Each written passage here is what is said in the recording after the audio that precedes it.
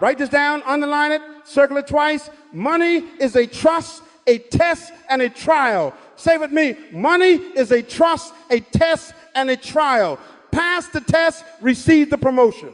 Again, pass the test, receive the promotion. I am speaking to citizens of a kingdom, not beggars in a market. In a kingdom, the king owns everything personally. You own nothing. You manage everything. If you own nothing, you can lose nothing. That is freedom. Why does God use money? Because money is the most personal audit of your belief system. It reveals what you worship. It measures your discipline. It exposes your lordship.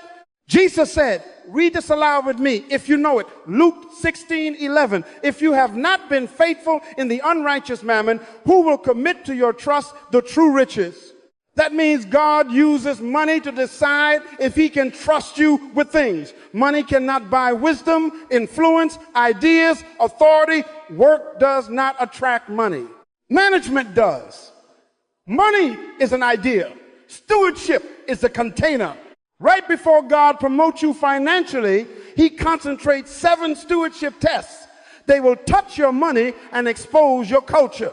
They may show up as pressure, as delay, as unusual opportunities, as small temptations with other people's things, as last dollar decisions. Don't panic. Exams come before graduation.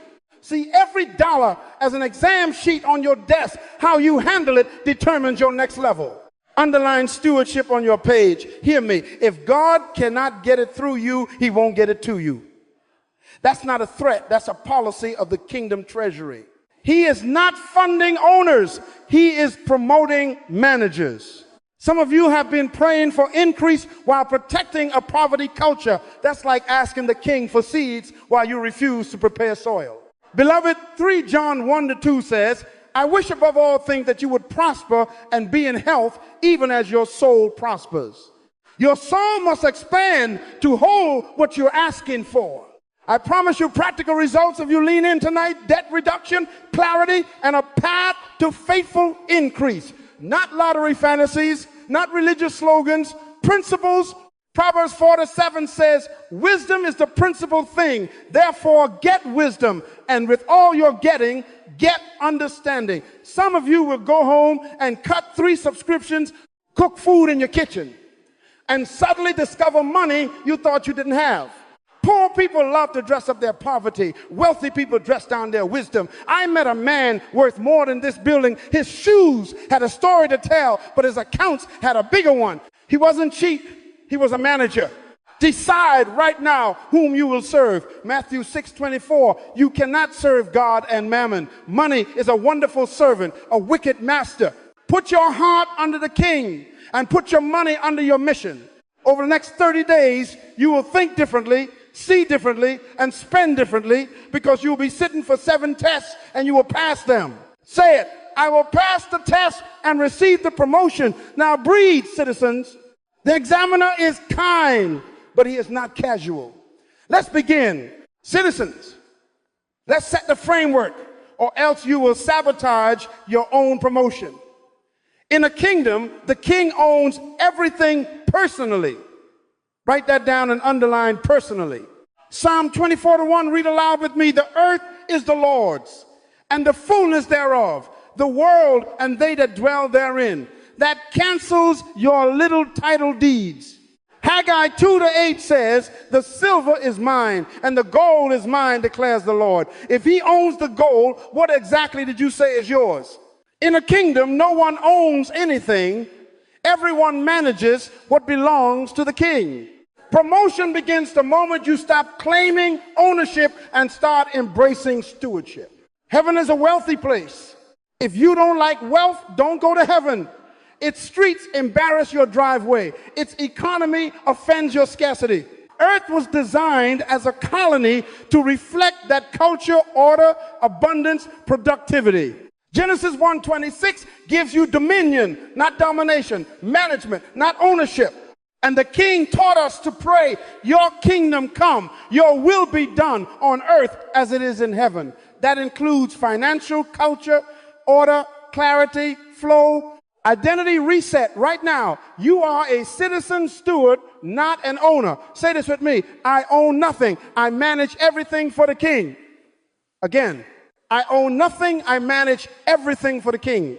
If you own nothing, you can lose nothing. That's freedom. Owners panic, managers report, owners clutch, managers allocate, owners fear tomorrow, managers trust the one who signs the assignment. Jesus said in Matthew 6:25, do not worry about your life. Why? Because citizens of a kingdom have a father and a king who takes responsibility for his property.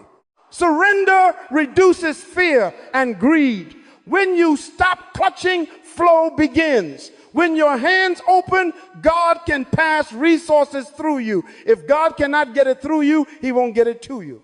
The problem is you wrote your name on the king's car. Imagine your boss gives you the company vehicle and the fuel card.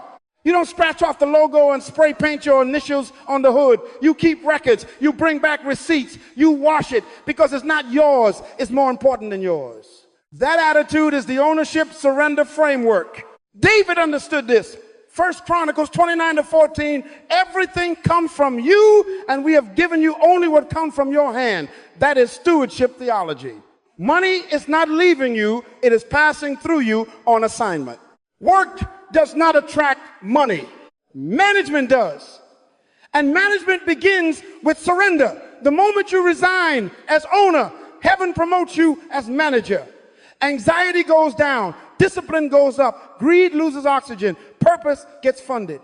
So lift your hands, open palms mean, open channels, and decree it once more. I own nothing, I manage everything for the king. Welcome to the culture of the kingdom, where the king's wealth looks for faithful managers to reflect heaven on earth. Your promotion just started. Now read aloud with me Matthew 25, the ledger of the kingdom. Verse 14, again, it will be like a man going on a journey who called his servants and entrusted his property to them. Stop, write this down. He entrusted, not donated, not gifted, entrusted. Whose property? His. In a kingdom, the king owns everything personally. You own nothing, you manage everything. That's why the story starts with transfer of responsibility, not transfer of ownership. Verse 15. To one he gave 5 talents, to another 2, and to another 1, each according to his ability. Ability attracts allocation. Work does not attract money, management does. He does not give equally, he gives appropriately. Don't be mad at the 5 talent brother. Be faithful with your 1 and you will qualify for 2. Ability grows by management. Verse 16, the man who had received 5 talents went at once and put his money to work and gained 5 more. Circle that put his money to work. In the kingdom, you don't work for money, money works for you. The 2-talent man did the same. They didn't pray for increase, then bury their plan. They engaged the assignment. Some of you working hard, but your money is unemployed, no job description, no schedule, no supervisor. Managers hire their money and give it shifts.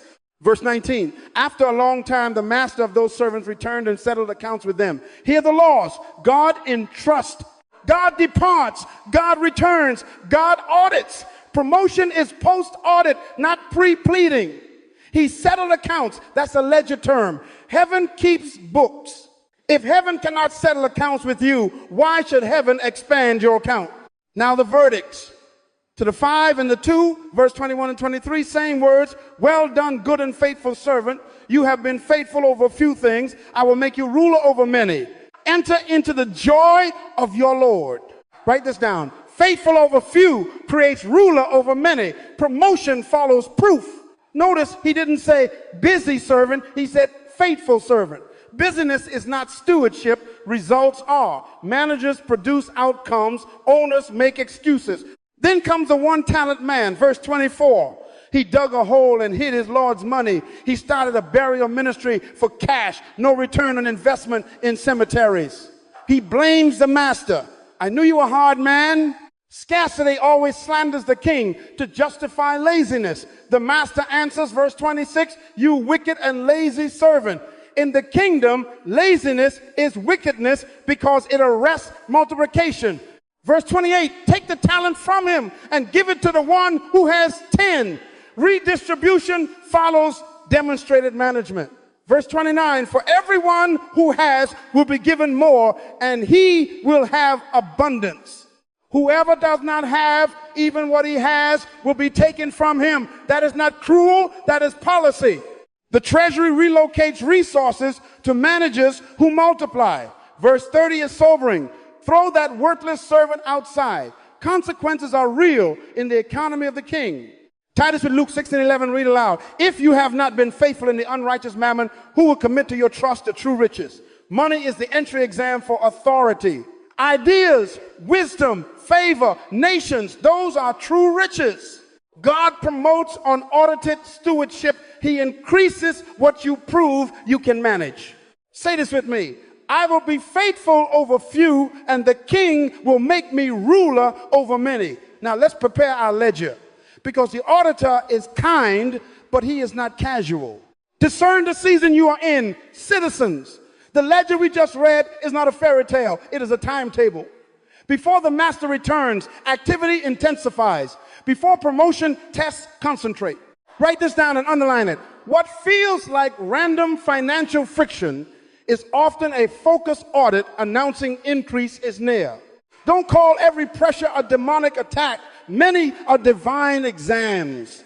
James 1:2-4 says, count it all joy when you fall into various trials, knowing that the testing of your faith produces patience, that you may be perfect and complete, lacking nothing. Lacking nothing is the destination. Testing is the transportation. Here are the signs. You will notice uncommon opportunities to give at the most inconvenient moments. A single mother's rent crisis crosses your path. A scholarship appeal lands in your inbox. Your church launches a vision offering right when your account feels skinny. That's the last dollar decision test. The king wants to know, do you trust the king or the cash? Remember, in a kingdom, the king funds his purposes through faithful managers. Malachi 3:10 actually invites this. Test me in this, says the Lord.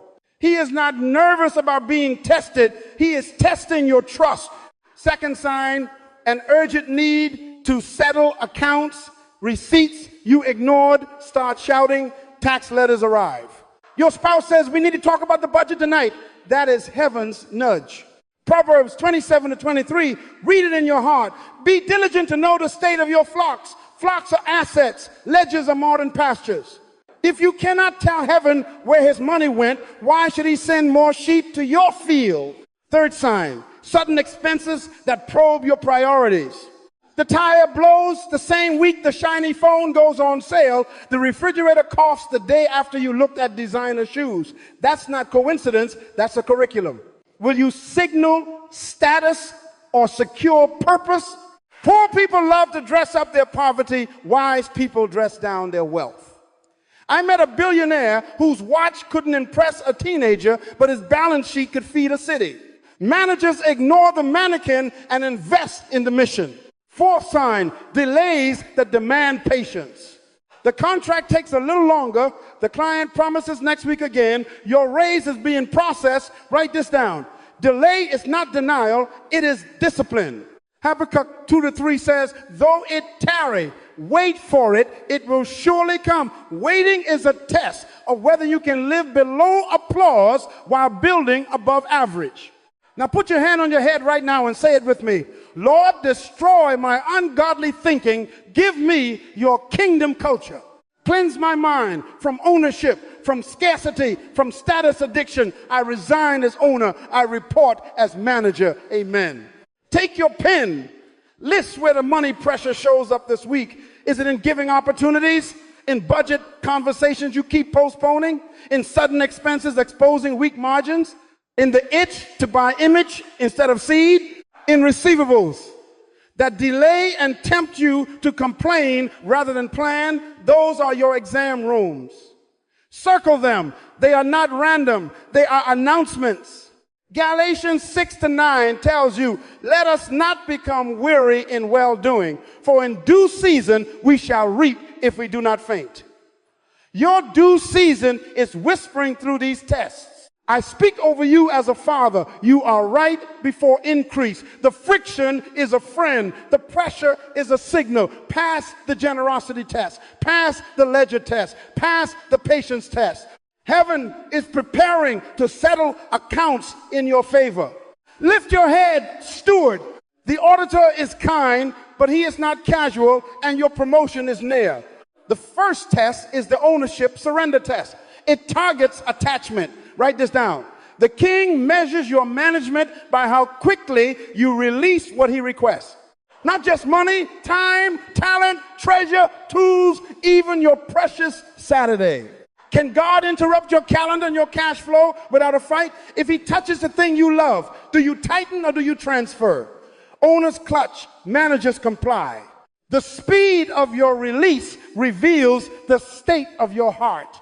Read aloud with me Psalm 24:1. The earth is the Lord's and the fullness thereof, the world and they that dwell therein. That is a legal deed, not a religious lyric. Reset the title in your heart right now. Everything under your roof, on your wrist, in your driveway, in your bank app belongs to the king. Your tithe and offerings are not tips for a good sermon. They are acknowledgments of his ownership of 100% and your assignment over 100%. The tithe is a test, not a tax. The offering is an honor, not a bribe. You don't give to get, you return to remember. Say this softly. I am not losing, I am returning what already belongs to the king. If God cannot get it through you, he won't get it to you. You've been praying for rivers with a fist like a rock. Surrender opens the channel. When your identity shifts from owner to steward, fear begins to evaporate. If you own nothing, you can lose nothing. That's freedom. That's why Jesus could sleep in a storm. He wasn't protecting property. He was managing purpose. Now the action. For the next 24 hours, conduct what I call the everything inventory. Walk your home tonight. Yes. Open the closets, the garage, the hidden drawer with the just in case cash. Open your banking apps. List every account, every subscription, every debt, every asset, every tool, even your time blocks. Put a small label or sticky note on visible items. The king's property. Put one on your steering wheel. It may sanctify your speed. Put one on your laptop. You might close Netflix quicker and open your assignment sooner. Put one on the refrigerator. The king's property does not eat its seed. Then draft and sign a personal stewardship covenant. Date it. I, your name, hereby resign as owner and accept my appointment as manager of the king's property. I will allocate by purpose, account by ledger, and release on request. So help me, Lord. Place it where you pay bills. This test is simple but severe. Can heaven interrupt you? I met a brother who labeled his fishing boat King's Vessel. Funny thing, he started catching clients on that boat. Why? Mission attracts money. Surrender attracts assignments. When God knows you will return what he requests, he will entrust what others only request. Remember Abraham. God said, now I know that you fear God, seeing you have not withheld your son. Genesis 22:12. Promotion follows the moment you stop withholding. Put your hand on your heart and declare, I resign as owner, I report as manager, I am not losing, I am returning what already belongs to the king. Surrender is the doorway. The faster I release, the faster heaven can increase. Tomorrow by this time, your house will read like a colony, everything stamped, everything accounted, everything available. The auditor is kind, but he is not casual. Pass this test and watch allocation chase you. After surrender comes structure. Order precedes overflow. Write that down. If you open your hands but keep your books messy, you invite leakage, not increase. The king does not promote chaos. He promotes managers. Read aloud with me Luke 16:11. If you have not been faithful in the unrighteous mammon, who will commit to your trust the true riches? Faithful means trackable. If heaven cannot settle accounts with you, heaven will not expand accounts for you. Work does not attract money. Management does. What you measure, you can multiply. Untracked money disqualifies increase. Some of you love miracles but avoid math. Miracles cancel emergencies. Management prevents them. The 5 talent and 2 talent servants could present a ledger. The 1 talent man presented a whole. Which are you bringing to the audit spreadsheets or shovels? Here is your action. Number 1, build a zero-based budget. That means every dollar is hired before the month begins. No dollar wanders the streets at midnight. Every dollar has an address. Income minus allocation equals 0. Give every dollar a job description: food, rent, giving, investing, debt reduction, education, margin. Money is an employee. You are the manager. Stop letting it stroll around like it owns the company. Number 2, track every dollar for 30 days. Every coffee, every click, it was on sale. Receipts of witnesses, let them testify. Use a notebook, an app, a ledger. Just be consistent. For the next 30 days, nothing moves without a record. If it doesn't get written, it didn't happen, at least not in the kingdom's books. Proverbs 27-23 says, be diligent to know the state of your flocks. In modern language, know the state of your accounts. Sheep wander, dollars drift, shepherd them. Number 3, adopt a purpose-driven allocation plan. Many of my sons and daughters use 10101070 as training wheels. 10% giving, 10% investing, 10% savings, 70% living. Adjust to your purpose season, but keep the principle: assign before you spend. Managers allocate by mission, not by mood. If your living won't fit in 70, don't steal from giving. Shrink the lifestyle or grow the skill set. Scarcity will suggest you steal from purpose to feed preference. Rebuke it. Number 4, establish a weekly settle accounts meeting. Pick a day, same time, same place. Bring your spouse if you're married. If not, appoint an accountability partner, a wise friend or mentor who fears God and knows numbers. Open the ledger. Compare plan to reality. Celebrate obedience. Correct drift. This is not a fight night. It is a board meeting. You are managing the king's property. Pray, report, realign. 30 minutes of honesty will save you 3 months of headache.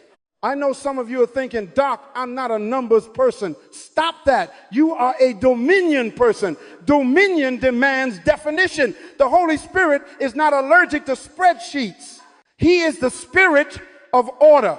When you put structure under surrender, supply finds you.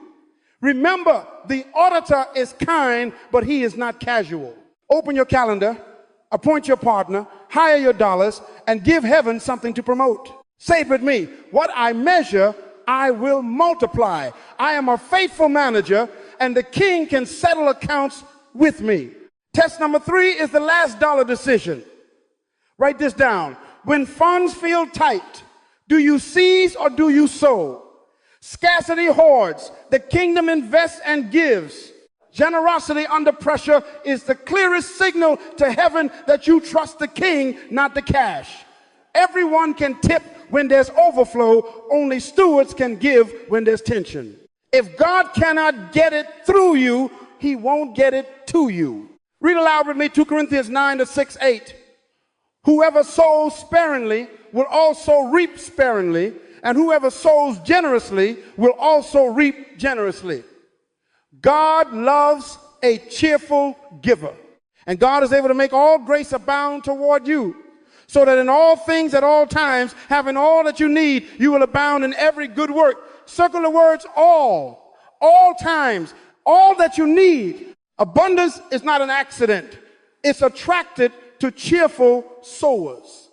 Genesis 26 says Isaac sowed in a famine and reaped 100-fold in the same year because the Lord blessed him. Famine didn't reduce the law, it revealed his trust. Write this down. Famine is a liar. Faith is a lender. Some of you are facing the test right now. The tires need changing. The phone is on sale. The church is funding a scholarship, and your ledger says thin. Welcome to the exam room. Scarcity will whisper, wait until it's comfortable. The kingdom says, sow where the king points. I'm not talking about foolishness. I'm talking about obedience.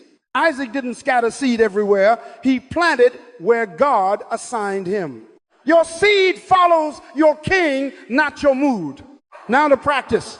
Open a dedicated giving account, yes, a real bank sub-account with the label the King's Giving Fund. Automate strategic generosity, set a percentage transfer every payday so your heart arrives before your excuses do. Then schedule a monthly generosity assignment. Adopt a bill for a struggling family. Fund a student's books. Surprise a single parent with groceries. Back a mission project. Managers don't wait for feelings. They put generosity on the calendar. Matthew 6:3 says, don't let your left hand know what your right hand is doing. Give quietly, invest steadily, avoid the show. Poor people love the signal. Wise managers love the sow. I met a billionaire with shoes that could not win a fashion show. He kept his shine in his portfolio and his given receipts, not on his wrist. He whispered to needs. Heaven shouted back with deals. Tie your practice to your ledger. Line item that given account. Protect it like rent. If your 70% living is too fat, put your lifestyle on a diet. Don't steal from seed to feed your image. Remember, seed becomes future bread. Image becomes future regret. Say this with me now. Put it in your mouth. I will always lose what I mismanage, but what I release in obedience multiplies back again. I will always lose what I mismanage, but what I release in obedience multiplies back. Verse 10 continues. He who supplies seed to the sower will supply and multiply your seed for sowing. He multiplies seed, not greed. Pass this test, sow in your famine. Appoint your generosity and watch the King identify you as a distribution center in his economy. Now that your seed is appointed, let's align your assignment. Write this down. Resources follow. Assignment, purpose is the magnet. Money is the servant. Read aloud with me Matthew 6:33. Seek first the kingdom of God and his righteousness, and all these things shall be added to you. Addition follows alignment. When mission leads and money follows, provision gains momentum and direction. You are supposed to work for purpose, not money. If you find your purpose, money will find you. Proverbs 18:16 says, a man's gift makes room for him and brings him before great men. Your gift is your engine. Money is the fuel. Engines determine the journey. Fuel serves the engine. Now look at Matthew 25 again, verse 16. He went at once and put his money to work. Circle that. He didn't worship money. He hired it. Managers write job descriptions for dollars. Write this down. Stop working for money. Put money to work for mission. Many of you are exhausted because you're doing the job your money was hired to do. Buy back your time. Extend your reach and multiply your impact. Money is an employee. Purpose is the supervisor. Action time. In the next 24 hours, write a one-sentence life assignment. One sentence, not a paragraph. I am sent to. Then fill the blank with people and outcomes. Examples. I am sent to design solutions that simplify finance for families. Or I am sent to teach truth that ignites leadership in youth. Or I am sent to heal bodies and restore dignity through compassionate care. Put it at the top of your budget and the lock screen of your phone. Habakkuk 2:2, write the vision, make it plain. Plain drives decisions. Next, create a purpose budget line, mission development, treat it like rent. Allocate a percentage every month to skill mastery, tools, mentorship, research, and distribution that multiply your assignment's impact. Ask of every purchase this week, does this advance my assignment? Your receipts are votes. If your spending doesn't preach your purpose, your money is lying about your life. Switch its sermon. Invest in mastery. Kingdom excellence attracts royal audiences. Deuteronomy 8:18 says, he gives you power to get wealth, to establish his covenant. Power is capacity. Increase your capacity. If you're a teacher, invest in curriculum design and communication coaching instead of another pair of shoes. If you're a builder, upgrade certifications, safety, and systems. If you're an entrepreneur, purchase bookkeeping help so your brain lives in vision, not confusion. Skill is a seed. Mastery is a magnet. Now, design systems where money performs tasks you used to do. Automate your giving and investing so your obedience doesn't depend on mood. Assign dollars to assets that work while you sleep. Debt payoff, instant return, savings that earns, investments that produce dividends, products that sell without you standing there, not rentals and royalties that clock in when you clock out. If your money is at the beach while you are at work, fire it and rehire it with a uniform, a schedule, and a supervisor, your purpose. Put your hand on your head and declare, my money serves my mission serves my king. Again, my money serves my mission serves my king. Philippians 4:19 is for aligned assignments. My God shall supply all your need according to his riches and glory by Christ Jesus. Needs follow purpose like a shadow follows a body. Order your steps, hire your dollars, and watch the additions chase you. The auditor is kind, but he is not casual.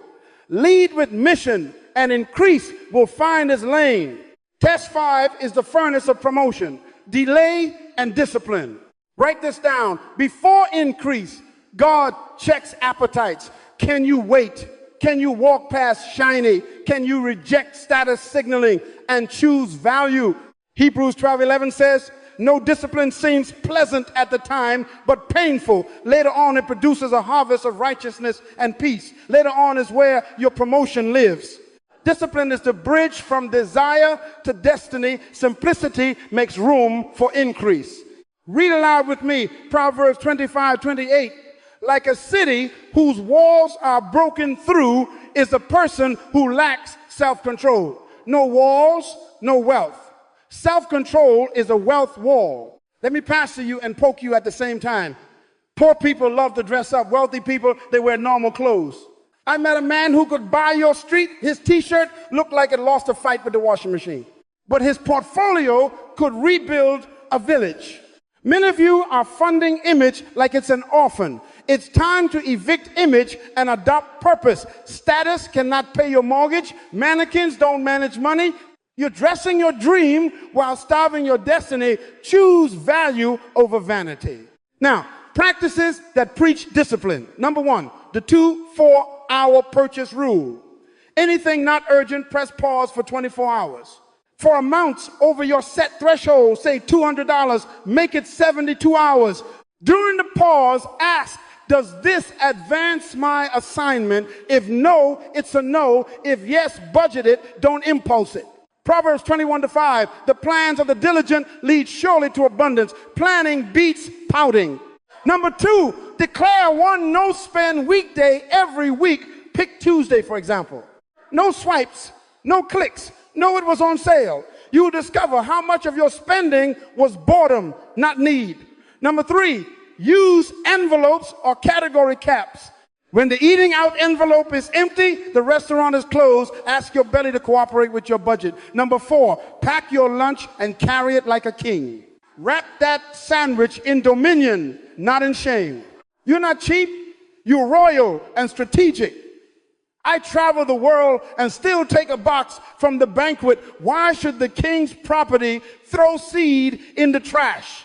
Turn consumption into production. Start a micro garden on that balcony. Tomatoes, herbs, greens. Every harvest is a sermon to your soul. We produce, we don't just purchase.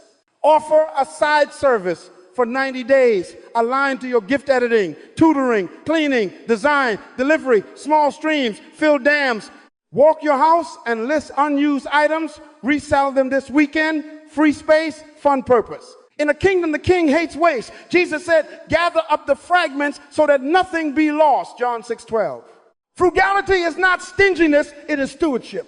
Measure the miracle. Create a not bought ledger.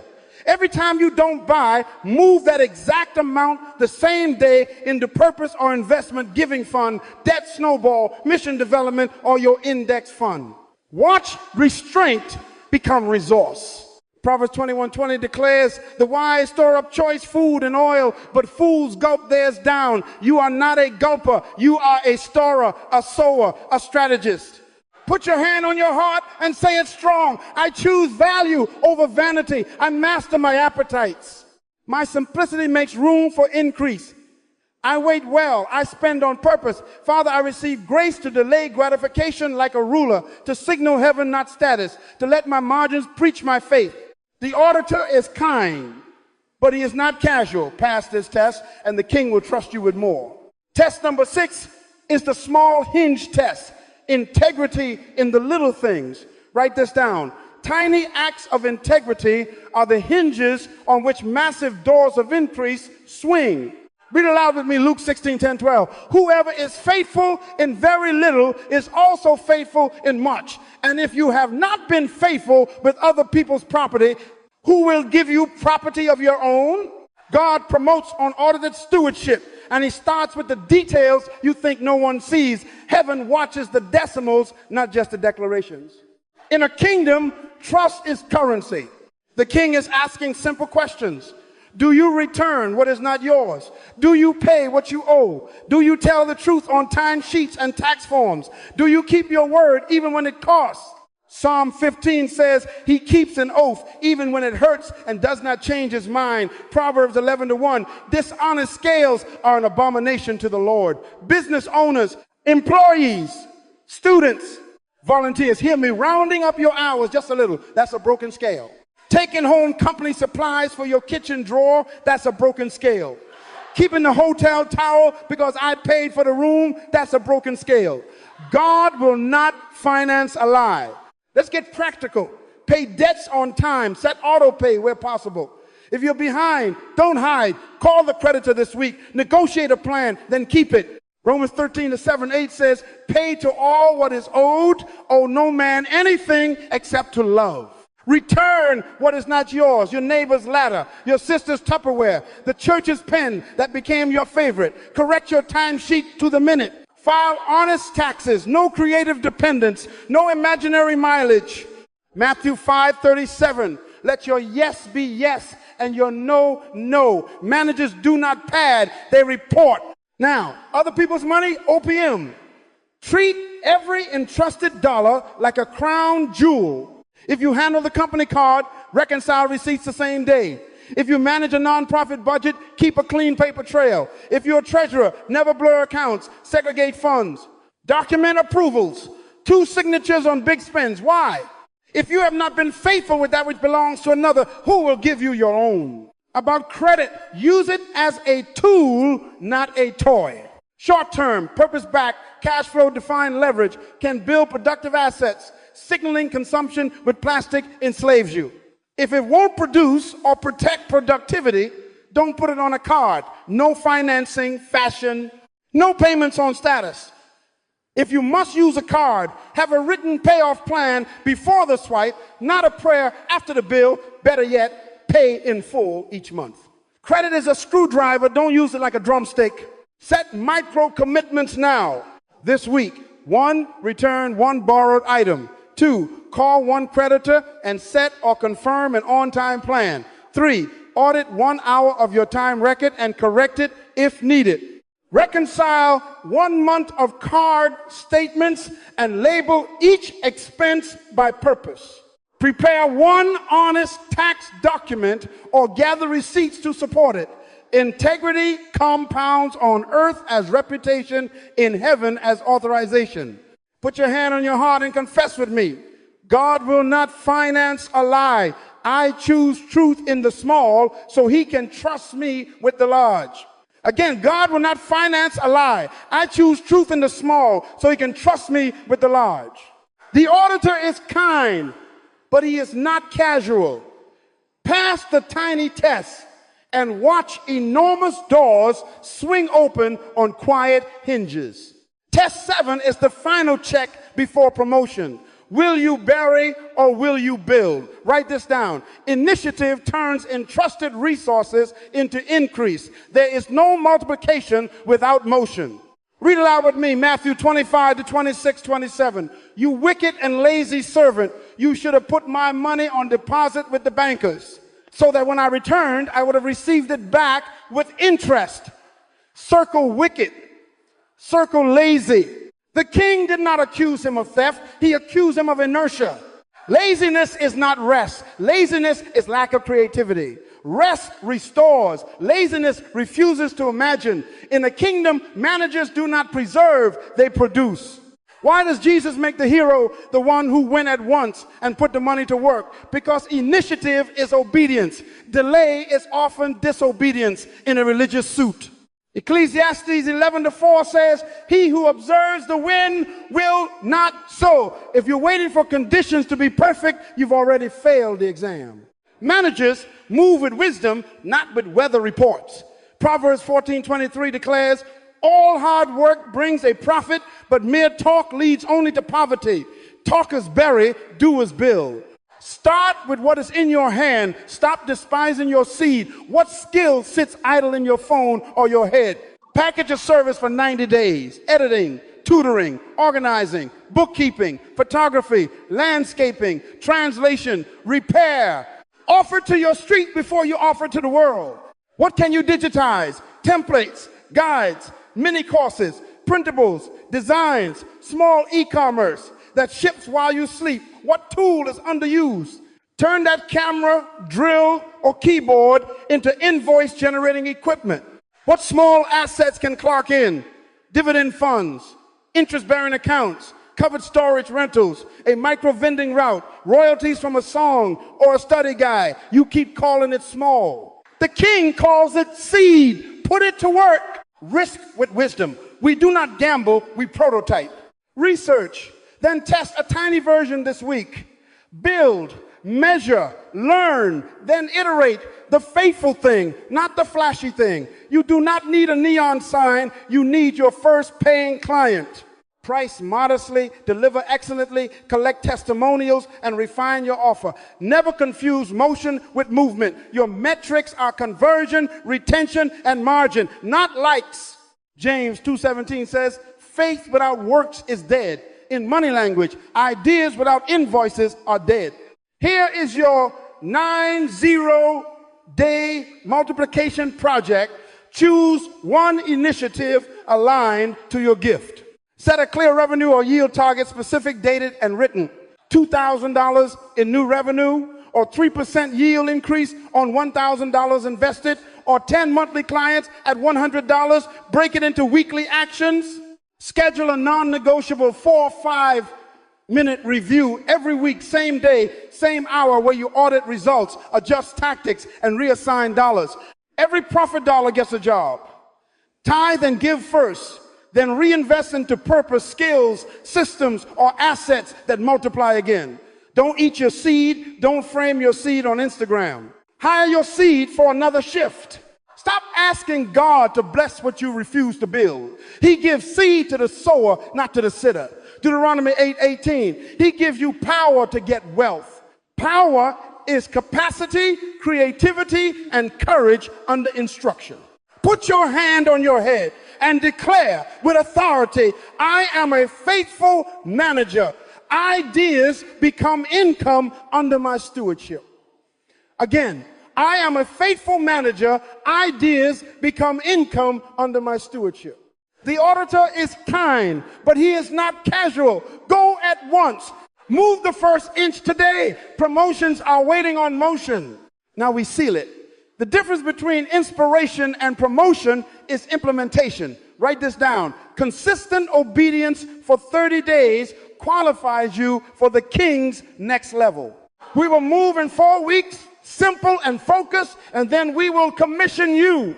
Week 1, surrender. Do the everything inventory. Walk your house, your glove compartment, your accounts, your subscriptions, your skills, your debt, your tools. List them. Title the page, the king's property on loan to me. Put every item under his. If your dog owns the couch, repent for both of you. Then sign a stewardship covenant. Date it. King Jesus, I hereby transfer ownership of all I possess and all I will ever receive to you. I accept the role of manager under your audit, posted by your light switch. Each morning this week, declare aloud for 30 seconds. You own nothing, you manage everything. Father, all I have is yours. Show me how to manage what is yours. If you own nothing, you can lose nothing. Week 2, the ledger. Build a zero-based budget before the month begins. Every dollar gets a job. Schedule a weekly settle accounts meeting, same day, same hour. Open the books, pray, report, realign. Track every dollar daily for 7 days straight. Receipts are witnesses. Let them testify. Read aloud Luke 16:11 each meeting. If you have not been faithful in the unrighteous mammon, who will commit to your trust the true riches? Work does not attract money. Management does. Week 3, generosity and discipline. Fund your giving account first. Automate the transfer. Perform 2 quiet generosity acts this week. No posts, no praise, only obedience. Let your left hand remain ignorant and your father reward openly. Implement your no-spend rules. 1 no-spend weekday and the 24/7 2-hour pause for non-essentials. Transfer every not bought amount the same day into giving, mission development, or debt elimination. Discipline is a sermon. Let your margins preach. Week 4, purpose and multiply. Write your 1-sentence assignment. I am sent to. Put it at the top of your budget. Launch your 90-day multiplication project with a dated numeric target and a weekly 4 or 5-minute review. Align every purchase to mission. If it doesn't advance assignment, it doesn't get hired. Money is an employee. Your purpose is the supervisor. Accountability now. Share this plan with a partner today. Post 1 weekly win and 1 weekly lesson to them. Humility accelerates wisdom. Adjust but don't abandon. Faithful means trackable. Small cost corrections keep ships out of storms. Lift your hands. Read aloud with me 3 John 1:2. Beloved, I wish above all things that you may prosper and be in health, even as your soul prospers. Father, I bless your citizens with wisdom from above, favor with gatekeepers, and increase without sorrow. I decree Deuteronomy 8:18 over you. Receive power to get wealth, to establish his covenant. May ideas find buyers, may skills find rooms, may systems find scale. May debts shrink, may ledgers balance, may generosity flow like a river. I commission you now as faithful managers in the kingdom economy. Angels align opportunities. Doors open on ancient hinges. The auditor is kind, but he is not casual. Final instructions. Listen to this teaching 7 times until your mind surrenders its culture. Teach it to your household children, spouse, team. Train your tribe in kingdom finance. Put your hand on your head and say it strong. Management attracts money. Again, management attracts money. Go at once. Start day 1 tonight. Promotion is already looking for your address.